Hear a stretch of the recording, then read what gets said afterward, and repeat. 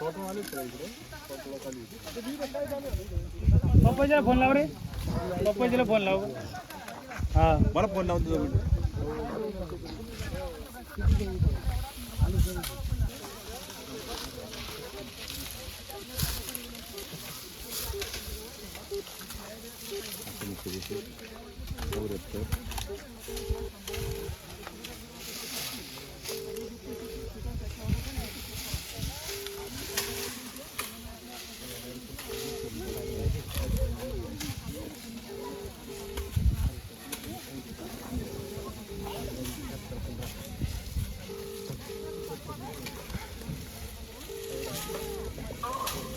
Hello, Sakaram बोलत ना.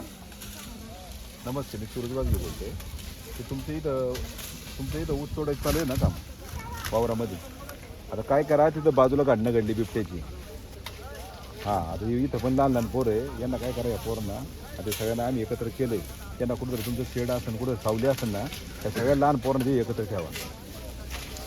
आलं लक्षात. त्यांना लागलं तर आपण चहा पाण्याची नाश्ती व्यवस्था करूया पोरांना. मी वडापाव गावातून मागवतो, पण यांना एकत्र ठेवा कोणतरी. हां हां, तुम्ही या वाटत इकडे वावरात, कारण इथं सगळे आलेत, पत्रकार आहेत, अधिकारी आलेत. हां, चालतं. भाऊ कोणाला फोन लावला होता, काय म्हणाल? ह्या शेतीचे मालक आहे, वावराचे मालक आहेत, त्यांचं इथं ऊस तोडायचं काम चालू आहे. त्यांना सांगितलं की तुम्ही इथं या, यांना सगळ्या पोरांना आपण सावलीत ठेवू कुठेतरी, त्यांच्या नाश्त्यापर्यंत व्यवस्था करू. पण आता यांनी इथं थांबणं हे म्हणजे जीवावर उदार राहून काम करण्यासारखं आहे. आज मला सांगा, हे सगळे बाकी ऊसतोडी कामगार आहे, हे त्यांच्या कामात व्यस्त राहणार. आणि इथंच 100 मीटर बिबट्याने हल्ला केला आहे. तोच बिबट्या इकडून पण येऊ शकतो. एखादं लहान लेकरू इथून ओढून नेलं तर यांच्यात एखादा बळी जाऊ शकतो. आपण आपली समोर दिसतं आपण काळजी घेतली पाहिजे ना. नुसतं आपण ठीक आहे सगळ्या गोष्टी होतील, भावना व्यक्त करू, रोष व्यक्त करू, यांची काळजी कोण घ्या ना. गरीब लोक येतात. दिवसाढवळे आले होते. दिवसाढवळे आता सकाळी 10-11 वाजता हल्ला झाला ना. हा काय रात्रीचा हल्ला नाहीच आहे. आणि त्या मुलाला ज्यावेळेस नेलं त्याची आई पण समोर होती.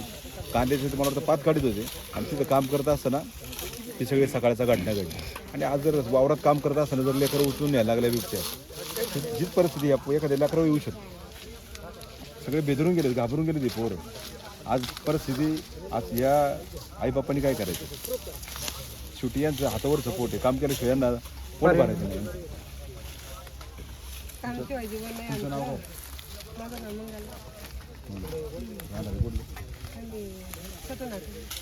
आता इथं कुठं कारखाना जाता खोडतला. ठीक आहे, राहू दे. ती येतं ते हे कुठे गेले सकाराम बोर. ती येतं ते बरं का इथं ऊसावाले. किरण ऊसाचे मालक येतो ते. दोन मिनिट थांबा, आपण या पोरांचा बंदोबस्त लावून देऊ इथं कुठे सावली. लावू नका बरं का. ही लहान पोरं सगळी आपली आहे ना, एका ठिकाणी घ्या ताई. आता इथे एकदम शेजारीच बिबटे माहिती ना तुम्हाला. माहिती ना सगळ्या पोरांची काळजी घ्या बरं का. सगळ्या पोरांना तिथे घ्या. ते बघा ना, आहे का मग काय असं ना गांभीर नाही ते काही पोटासाठी काही. घटना झाली तरी काही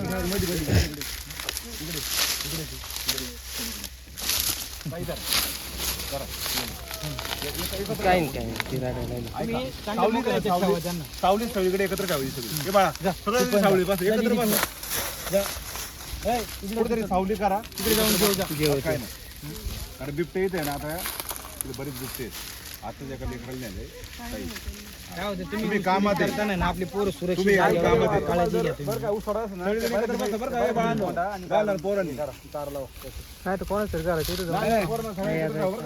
त्या कांदा चाळमध्ये पोरांना ठेवा उद्यापासून. त्या जाळी जाऊन घ्यायचं. सावली ना मोकळ्याच्या तिकडे पोर नाही. बाजूला कोपऱ्यात सावलीत ठेवा. नसताना अजून घटना घडायला नको. काम करा, यांना आहे ना पाण्याची व्यवस्था आणि त्या पोरणं. त्याने आता कोणचे मालक कोणी तुम्हाला आहे ना नाश्त्याची व्यवस्था करून मालकांना बोलावलं. त्यांनी जी जबाबदारी घेतली पाहिजे. ऊसाचे मालक कोण आहे? ठीक आहे, सांगतो मी त्यांना. गोपाळ घोरे का? हा ताई बाई बरं का, रिक्वेस्ट शपथ सांगतो. म्हणजे हा म्हणजे खरोखर मनापासून विनंती आहे, सगळ्या पोरांना एकत्र ठेवा. सगळ्याचं नाश्ता पाण्याची सोय करून सावलीत थांबायचं वेळ. चलो दिवसाला इकडे जास्तपर्यंत काही गाडी नाही, इकडे गाडी आहे. ज्या ऊस मालक आहे त्यांनी पण ही खबरदारी घेतली. तुम्ही आता या ठिकाणी आलात तर इथे 100 मीटर अंतरावरच तो स्फोट आहे, जिथं बिबट्याने हल्ला केला आणि एका मुलाला. आता इथं पाहतोय आपण ऊसतोड काम करायचे अनेक मुलं आहेत लहान लहान, त्याची कोप्यांमध्ये त्यांनी ठेवून ऊसतोड करताय. भयान परिस्थिती आहे तालुक्यामध्ये. म्हणून खरं तर त्यांना कळकळीची विनंती केली की इथंच बाजूला ही घटना घडली आणि खरं तर हातावरच पोट आहे त्यांचं. मजूर लोक आहेत हे, खरं तर ऊसतोडी कामगार आहेत आणि इथे जी शेजारी तुम्ही पाहिले 100 मीटरवर आता तुम्ही रक्त पाहिले त्या लेकराचं. हीच त्यांना कळकळीची विनंती करतो. सगळ्या लहान मुलं जी आपली आहेत त्यांना सगळ्यांना एकत्र सावलीत इकडे बाजूला तीच आम्ही रिक्वेस्ट करायला आलो होतो साहेब. आणि हीच अशी जर परिस्थिती असेल ही तुम्ही फक्त आता तुम्ही समोर आहे म्हणून ही परिस्थिती पाहू शकली.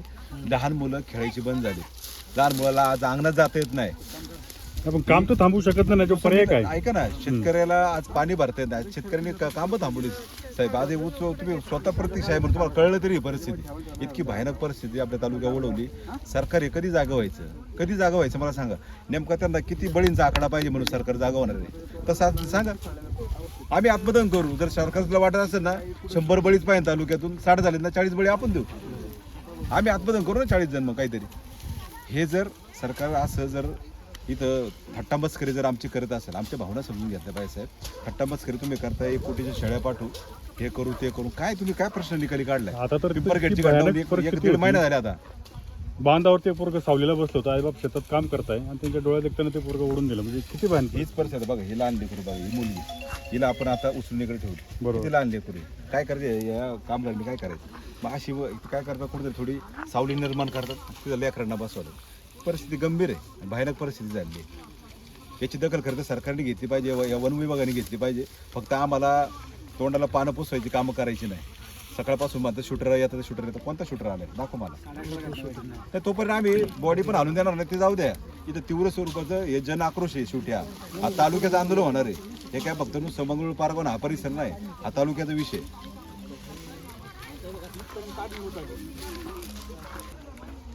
किती स्पोर्ट आहे मागे दादा. अतिशय भयानक परिस्थिती. म्हणजे बांधावर ते मुलगा बसवला होता आणि शेतामध्ये आईबाप काम करत होते, त्यांच्या समोर उचलून नेलो. शब्दच नाही आता. काल माझा 9 एकर ऊस तुटला.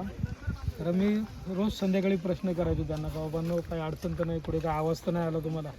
कालच ऊस तोड शेवटचं संपली माझी. ज्यावेळेस शेतात जायचो ना, अजून अंगावर काढायला बरं. शेतावर जायचो, ती लहान लहान मुलं जी खेळायची ना, बघा ना, बघा इथं ते. एक आता इथं बाजूच्या वावरामध्ये ते बाळाला नेलं आणि इथं पण पाहणं किती लहान मुलं आहेत. मी त्या आमच्या गणेश सरपंच ते सुपरविजनला होते, त्यांना सांगायचं बाबा पोरांना तू इथे बराखीमध्ये ठेव, चुकून काही घटना घडली तर काय केवढ्याला पुढे. उपाय काय झाला याच्यावर? उपाय आता ठीक आहे. आम्ही नाही संख्या नियंत्रण आणणं हाच उपाय. पण आता ते दादा करतायत प्रयत्न, तुम्ही बघितले त्यांचे पण जीवतोड प्रयत्न चाललेत, परंतु वेळ ह्याच याच्यावर औषध. थोडं आपण प्रिकॉशन घेतलं. पण आता लई लहान बालकं काय करणार प्रिकॉशन? हां काय करते त्यांना, निरागस बालकं त्यांना.